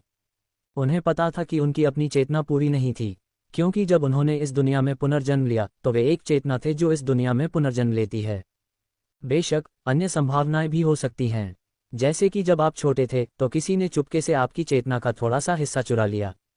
किसी की चेतना को बिना उनकी जानकारी के चुराना एक स्तर 5 आध्यात्मिक व्यक्ति ऐसा कर सकता है।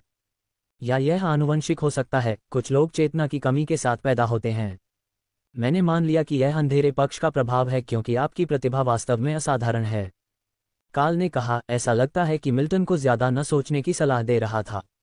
मिल्टन का शरीर पूरी तरह से ठीक था और यह संभवतः आउटर डोमेन डेमंस नहीं हो सकता था। उसे यह बात हाल ही में संपन्न परीक्षण के बाद पता चली। ये सुनकर मिल्टन चेनी ने सिर हिलाया। चेतना का खो जाना वास्तव में कोई बड़ी बात नहीं है। अगर भविष्य में आपको किसी नियम के साथ जुड़ने का अवसर मिलता है तो चेतना की कमी का प्रभाव अप्रासंगिक हो जाता है। काल ने कहा। मिल्टन चेनी को देखने से पहले उन्हें लगा कि उनकी प्रतिभा में कुछ समस्या हो सकती है। अगर उनकी प्रतिभा में कोई समस्या होती तो प्रभाव बहुत बड़ा होता, लेकिन अगर किसी में स्वाभाविक रूप से थोड़ी चेतना की कमी होती तो प्रभाव उतना महत्वपूर्ण नहीं होता। खासकर मिल्टन चेनी जैसे अत्यधिक प्रतिभाशाली व्यक्ति के लिए भले ही थोड़ी चेतना गायब हो, लेकिन प्रभाव महत्वपूर्ण नहीं होता। कम से कम हॉट टेक्निक की साधना में भले ही गति 8 और आधे ग्रिड प्रतिभा वाले लोगों की तुलना में धीमी हो, फिर भी कोई अड़चन नहीं होगी। काल को यह नहीं पता था कि नियमों के उल्लेख पर मिल्टन चेनी का दिल धड़क उठता था। इस दुनिया में पुनर्जन्म लेने के बाद से मिल्टन चेनी ने एक बार फिर किसी और के मुंह से नियम शब्द सुना था। इसके अलावा जिसने ये 2 शब्द कहे थे वह लेवल 7 स्पिरिचुअलिस्ट था। स्वाभाविक रूप से मिल्टन चेनी नियमों को और गहराई से समझने का यह मौका नहीं चुकेंगे। नियम क्या हैं? मिल्टन चेनी ने जिज्ञासा से पूछा। बेशक उनकी जिज्ञासा दिखावटी थी। हालांकि अगर कोई नियमों की उत्पत्ति का पता लगाए तो वे निस्संदेह आत्मा क्षेत्र में वापस जाएंगे, न कि जादूगर क्षेत्र में। आखिरकार जादूगर क्षेत्र इस समय अस्तित्व में नहीं आया है और आत्मा क्षेत्र 10 मिलियन वर्षों से विकसित हो रहा था। हालांकि भविष्य का आत्मा क्षेत्र जादूगर क्षेत्र से स्वतंत्र एक दुनिया बन जाएगा। वर्तमान आत्मा क्षेत्र को निश्चित रूप से आसपास की दुनियाओं में सबसे बड़ी दुनिया कहा जा सकता है, इसके जैसा कोई दूसरा नहीं था। जहां तक नियमों की समझ का सवाल है, आत्मा क्षेत्र के शिखर पर खड़ा ये चरित्र जो मिल्टन चेनी के सामने था, निश्चित रूप से थोड़ा बहुत नहीं बल्कि बहुत कुछ जानता था। वास्तव में उसके सामने ये स्तर 7 आध्यात्मिक व्यक्ति अपने शरीर के भीतर एक परम प्रकाश नियम को छिपाए हुए था। इस समय नियम तुम्हारे लिए बहुत दूर हैं, लेकिन अगर तुम स्तर 4 आध्यात्मिक व्यक्ति बन सकते हो तो मैं तुम्हें एक नियम शामिल करने में मदद कर सकता हूँ। काल ने हल्की मुस्कान के साथ कहा। उसने मिल्टन चेनी को यह नहीं समझाया कि नियम क्या थे, क्योंकि नियम मिल्टन चेनी के लिए बहुत दूर थे, जो सिर्फ स्तर 2 आध्यात्मिक व्यक्ति थे। हालांकि उसने मिल्टन चेनी को स्तर 4 आध्यात्मिक व्यक्ति बनने के बाद नियम देने के बारे में जो कहा वह केवल शब्द नहीं थे, ये वास्तव में संभव था। मिल्टन चेनी, जो कई दशकों से इस दुनिया में पुनर्जन्म ले रहे थे और उन्होंने बहुत सी किताबें पढ़ी थीं, सहज रूप से यह नहीं भूले कि इस समय आत्मा क्षेत्र 10 लाख साल पहले था और उन्हें नहीं पता था कि कई अज्ञात नियम थे। ये दसियों हजार साल बाद का युग नहीं है जब नियम लगभग पूरी तरह से एकीकृत हो चुके थे। इस युग में हालांकि आत्मा क्षेत्र में अज्ञात नियम अभी भी दुर्लभ थे, लेकिन वे 10 लाख साल बाद की तुलना में निश्चित रूप से अधिक प्रचुर मात्रा में थे। यहाँ तक कि कई शक्तिशाली नियम जिनकी कोई सीमा नहीं थी, अभी भी इस दुनिया में छिपे हुए थे, अभी तक एकीकृत नहीं हुए थे। जब काल ने ये कहा तो मिल्टन चेनी दंग रह गए, लेकिन अगले ही पल उन्हें समझ आ गया। वे वास्तव में एक गलत धारणा में पड़ गए थे, क्योंकि जब उन्होंने इस दुनिया में पुनर्जन्म लिया तो वे आत्मा अकादमी में अज्ञात नियम के लिए यहाँ थे। वे उद्देश्य से आए थे। इसलिए इस दुनिया में पुनर्जन्म लेने के बाद मिल्टन चेनी के मन में केवल एक ही लक्ष्य था और उन्होंने स्वाभाविक रूप से सोल अकादमी के अनोन रूल के अलावा अन्य नियमों की अनदेखी की। काल के शब्द उसके लिए अचानक रहस्योद्घाटन थे। ये सही है, इस दुनिया में अभी सिर्फ सोल अकादमी का अनोन रूल नहीं है। उसे बस इस दुनिया में एक और अनोन रूल ढूंढना है, उसे छिपाना है और फिर सिमुलेशन समाप्त होने के बाद वास्तविकता में इस रूल को ढूंढना है। क्या तब वह वास्तविकता में इस अनोन रूल को प्राप्त नहीं कर पाएगा? कभी कभी जटिल मामले सिर्फ इसलिए जटिल होते हैं क्योंकि उन्हें उस तरह से सोचा जाता है, लेकिन वे वास्तव में सीधे सादे होते हैं। उदाहरण के लिए, मिल्टन चेनी अभी क्या सोच रहे हैं, इसे लें। हालांकि वर्तमान मिल्टन चेनी को इसकी व्यवहार्यता का पता नहीं है, लेकिन जब तक उनके पास अभी यह विचार है, ये पर्याप्त है। उनके पास अभी भी इस विचार को परखने के लिए बहुत समय है। ये पता लगाने के बाद मिल्टन चेनी सोल अकादमी में अनोन रूल में कम रुचि लेने लगे। आखिरकार बाद के वर्षों के विपरीत जब केवल एक पेड़ था, वर्तमान सोल दायरे में एक पूरा जंगल है। अध्याय 349, 204, विश्व चेतना अवतार और 500 साल बाद कृपया सदस्यता लें। अनुवादक 54,96,90,339। बेशक अगर आप नियमों के बारे में जानने में वाकई रुचि रखते हैं तो लाइब्रेरी में उनके बारे में काफ़ी किताबें हैं। हालांकि ये सिर्फ सतही ज्ञान है। अगर आप गहराई से जानना चाहते हैं तो आपको पहले लेवल 4 स्पिरिचुअलिस्ट बनना होगा। अपनी दाढ़ी को सहलाते हुए बोलते हुए काल ने मिल्टन चेनी को गहरी सोच में डूबे हुए देखा। नियमों से जुड़ी बुनियादी जानकारी मिल्टन के लिए इतनी बड़ी रहस्य नहीं है। आखिरकार ये जानकारी सोल अकादमी की लाइब्रेरी में मिल सकती है। बेशक काल ने कोई भी गहरी बात नहीं बताई। काल के लिए हालांकि मिल्टन में बहुत प्रतिभा है, लेकिन उसका दायरा बहुत ऊंचा नहीं है। अपने स्तर पर बहुत ज्यादा जानना मिल्टन के लिए जरूरी नहीं कि अच्छी बात हो। मिल्टन ने स्वाभाविक रूप से काल के इरादे को समझ लिया। नियमों की समझ के मामले में मिल्टन का ज्ञान किसी भी तरह से कम नहीं है। हालांकि ये कहना कि वह बहुत कुछ जानता है अतिशयोक्ति होगी। जादूगर क्षेत्र में भी वह केवल एक स्तर 4 जादूगर है। एक स्तर 4 जादूगर निश्चित रूप से एक स्तर 5 जादूगर जितना ज्ञान नहीं रखता होगा। इसी तरह इस पुनर्जन्म की दुनिया में वह केवल एक स्तर 2 आध्यात्मिकवादी है। एक स्तर 2 आध्यात्मिकवादी का सामना निश्चित रूप से एक स्तर 4 आध्यात्मिकवादी की तुलना में कम होगा, खासकर तब जब उसके सामने बैठा बूढ़ा आदमी एक प्रामाणिक स्तर 7 जादूगर है। नियमों को समझने के मामले में मिल्टन निश्चित रूप से अपने सामने बैठे बुजुर्ग से मुकाबला नहीं कर सकता। मैं समझता हूँ डीन, मैं लगन से साधना करूँगा, मिल्टन कहते हैं। ये तथ्य कि सोल अकादमी के डीन ने ये सब समझाने में समय बिताया मुख्य रूप से मिल्टन की क्षमता के कारण था। यहाँ तक कि एक स्तर 7 आध्यात्मिकवादी भी नहीं चाहेगा कि मिल्टन अपनी प्रतिभा को बर्बाद करे। मिल्टन की बातें सुनकर काल मुस्कुराया और सिर हिलाया। अगले ही पल उसने धीरे से हाथ हिलाया और मिल्टन को एक आध्यात्मिक शक्ति ने घेर लिया। मिल्टन की दृष्टि कुछ देर के लिए धुंधली हो गई, लेकिन पलक झपकते ही सब कुछ फिर से चमक उठा। इधर उधर देखने पर उसे एहसास हुआ कि वह अपने घर में वापस आ गया है। न तो काल और न ही डोल उसके साथ थे। मिल्टन की अभिव्यक्ति उदासीन रही, लेकिन उसकी आंखों में गहराई का आभास झलक रहा था। उसने अपने आसपास का निरीक्षण नहीं किया, बल्कि उस स्थान पर चला गया जहां वह आमतौर पर हृदय तकनीक की साधना करता था। कहीं और एक स्थान पर काल की नज़र वहीं टिकी रही जहां मिल्टन गायब हो गया था, फिर डोल की ओर मुड़ गया। युवा साथी उतना सरल नहीं है जितना वह दिखता है। उसकी चेतना जन्मजात रूप से कमजोर है, लेकिन आनुवंशिकी के कारण नहीं। ये केवल डार्क बॉडी का प्रभाव हो सकता है, काल ने कहा। उसकी आंखें सफ़ेद रोशनी से चमक रही थीं। काल की बात सुनकर डोल ने तुरंत जवाब नहीं दिया, बल्कि सोच में डूबकर भौहें सिकोड़ लीं। कुछ सोचते हुए लग रहा था, डार्क बॉडी एक साधारण व्यक्ति की चेतना में सूक्ष्म रूप से हस्तक्षेप क्यों करेगी? एक पल की चुप्पी के बाद डोल ने पूछा, उसका स्वर उलझन से भरा हुआ था। एक पल के विचार के बाद भी वह समझ नहीं पाया कि डार्क बॉडी एक साधारण व्यक्ति के शरीर को क्यों प्रभावित करेगी। इसलिए मैंने कहा कि वह सरल नहीं है। स्तर 7 आध्यात्मिक बनने के बाद मुझे स्पष्ट रूप से लगता है कि मैं विश्व चेतना के और करीब पहुंच रहा हूं। विश्व चेतना जीवित लगती है। मुझे लगता है कि अगर मैं स्तर 8 तक पहुंच गया तो मैं विश्व चेतना से पूरी तरह अविभाज्य हो जाऊंगा।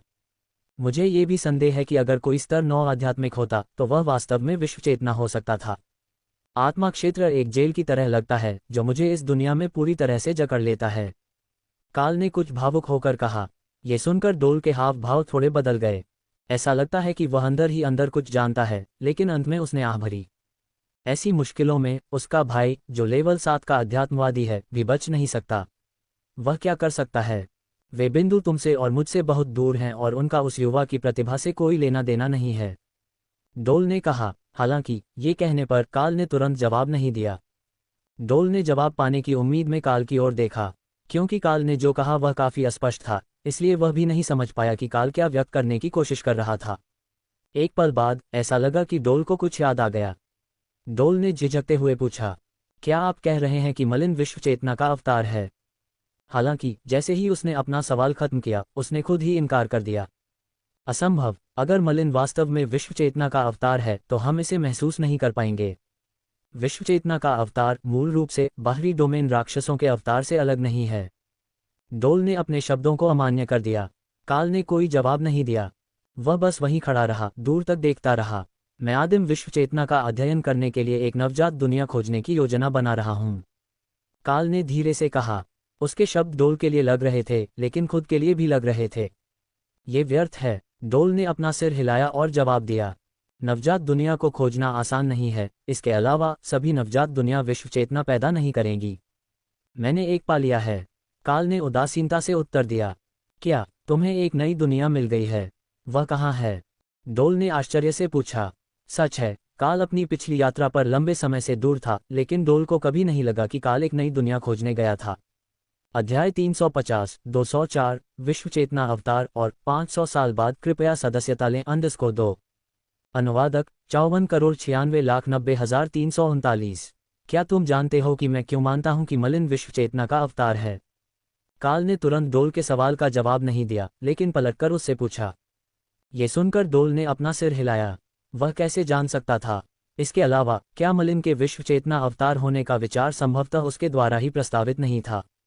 क्योंकि न केवल मुझे एक नई दुनिया मिली, बल्कि मैंने उस दुनिया की चेतना के अवतार का भी सामना किया।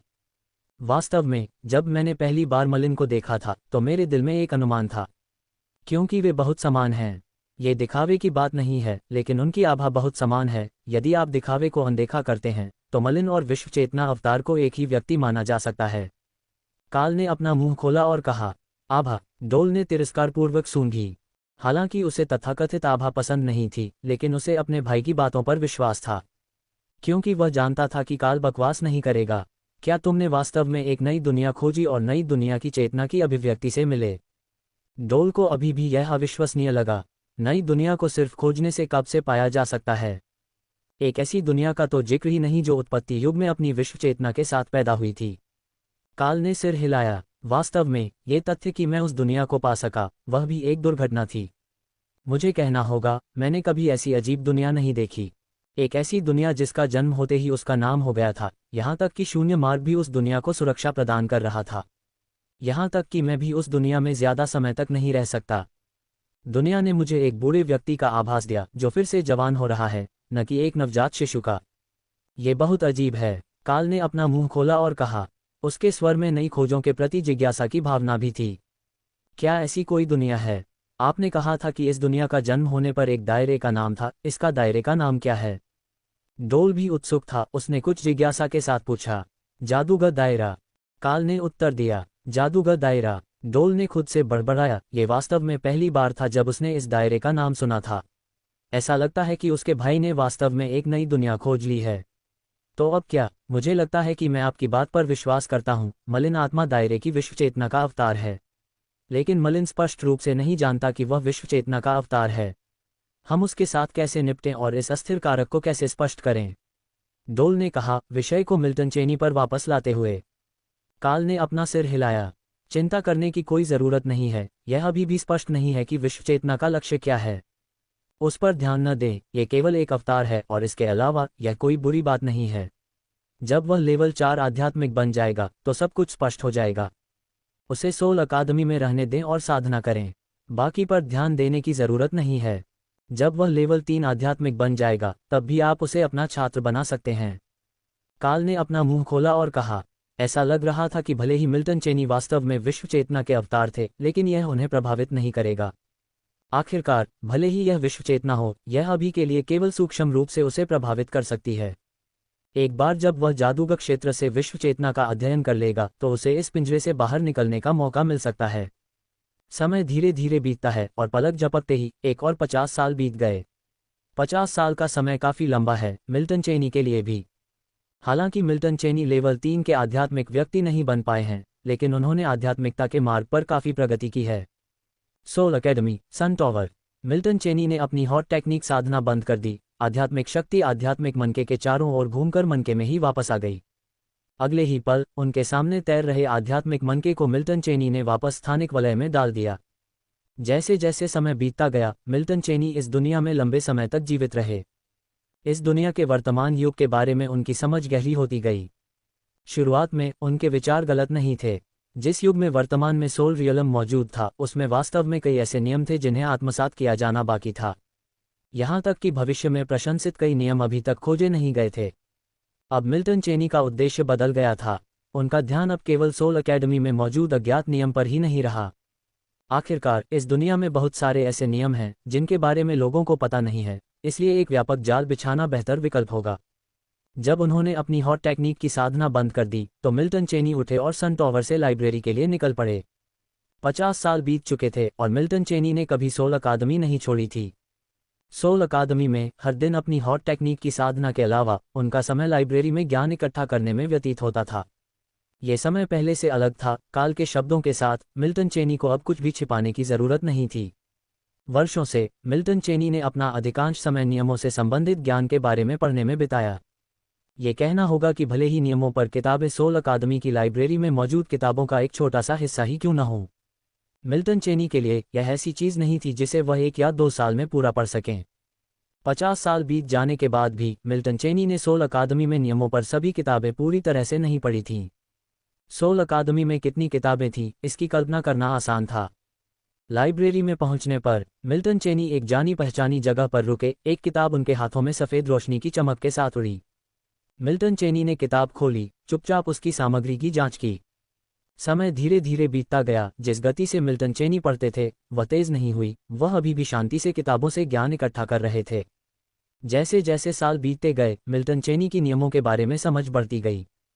हालांकि यह उन लेवल 6 और लेवल 7 के अध्यात्मवादियों की समझ से आगे नहीं बढ़ पाया, लेकिन अपने पिछले रूप की तुलना में वह वास्तव में अलग थे।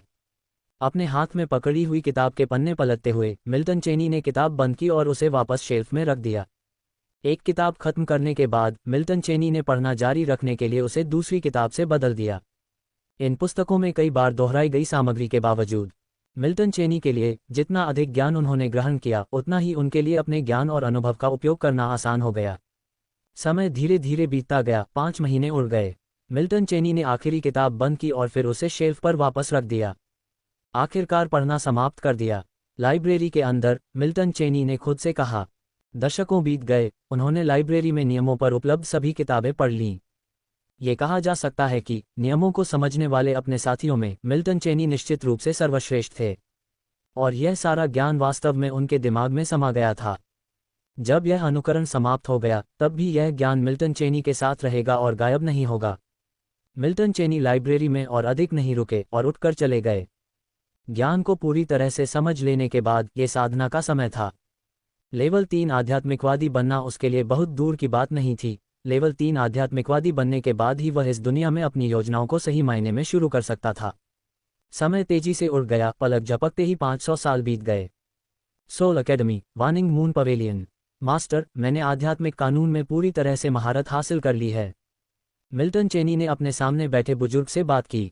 500 साल बाद वह अब लेवल 3 आध्यात्मिकवादी था। वह 200 साल पहले बिना किसी अड़चन के और पूरी तरह से स्वाभाविक रूप से लेवल 3 आध्यात्मिकवादी बन गया था।